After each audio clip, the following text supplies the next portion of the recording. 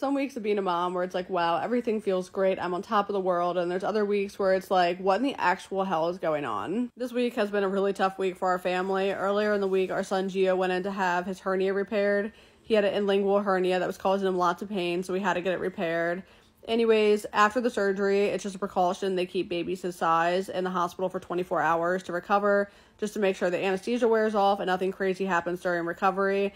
And of course, something crazy just has to happen. In the middle of the night, he spiked a really high fever, and of course they give him Tylenol in hopes that his fever is going to go down, and his fever just never went down low enough for him to be like considered in the safe zone. So then they started running all kinds of tests, doing blood work and urine samples and things like that, and to show that he had a really high white blood cell count, and there was just no explanation as to why it was so high. Unfortunately, we don't have an answer as to why his white blood cell count is so high yet. They're still growing all the cultures and running tests, but he is on a round of antibiotics, which seem to be helping. Earlier this morning, my husband said that his fever did break, and it is now considered in the safe zone. And it's been really hard on me because obviously when your baby's in the hospital, you want to be right there beside him the whole entire time, listening to every conversation the doctor's having, every conversation the nurses are having. You want to know that everything's going to be okay.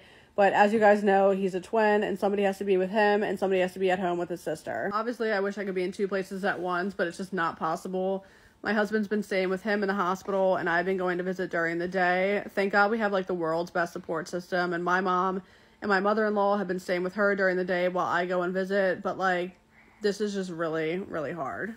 I'm hoping today we get an answer as to what's going on. That way they can get him on the proper medicine, and hopefully he'll be coming home soon. And I will say this 100 times over. The people that take care of babies and infants are absolute angels. Like, the doctors and nurses that are taking care of him are some of the kindest, compassionate, sweetest people on the face of the earth. So keep our family in your thoughts and your prayers, because Lord only knows we need them.